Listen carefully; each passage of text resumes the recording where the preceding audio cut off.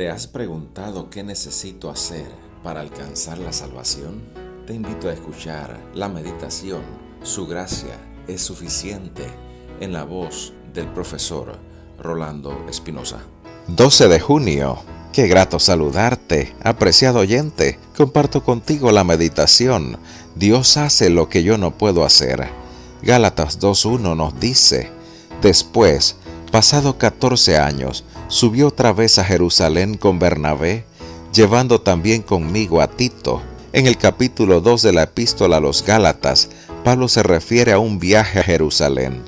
El apóstol nos cuenta que Tito no era circuncidado y que había ciertas divergencias con Pedro. Finalmente afirma que los justificados no viven en pecado. Pablo explica que no existen dos evangelios diferentes, uno para los circuncidados y el otro para los no circuncidados. Como Pablo presenta en el capítulo 3 y 4, tanto judíos como gentiles son salvos por la fe y no por las obras de la ley. El mensaje para ambos grupos era el mismo, solo difería la condición anterior de aquellos a quienes se les dio el mensaje. Nos encontramos con un Pablo que resistió a Pedro porque éste se había vuelto reprensible. ¿Qué había ocurrido?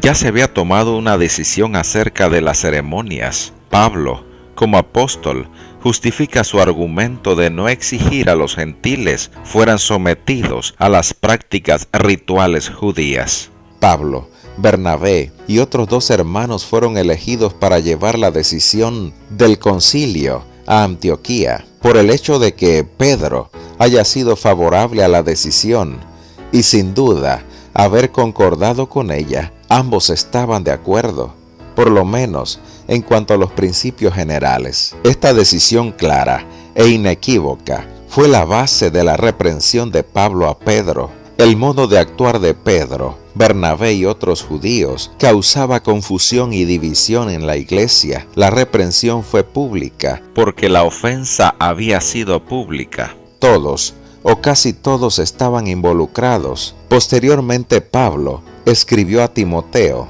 afirmando que una reprensión pública para el pecado, manifiestamente público, es eficaz para disuadir a los otros a seguir el mismo camino.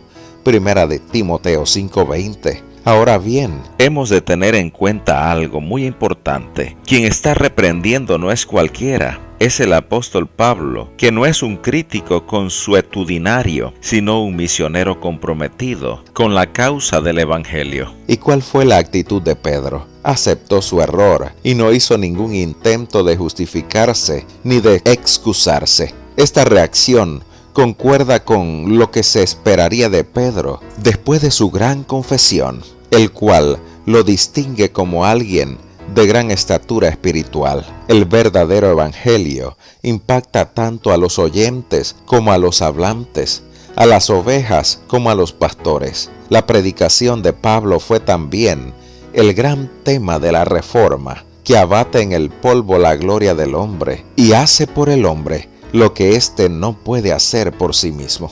Testimonios para los ministros, página 456. Y de esta manera te invito a escuchar mañana por este mismo medio la meditación Tu gracia es suficiente con tu amigo, el profesor Rolando Espinosa.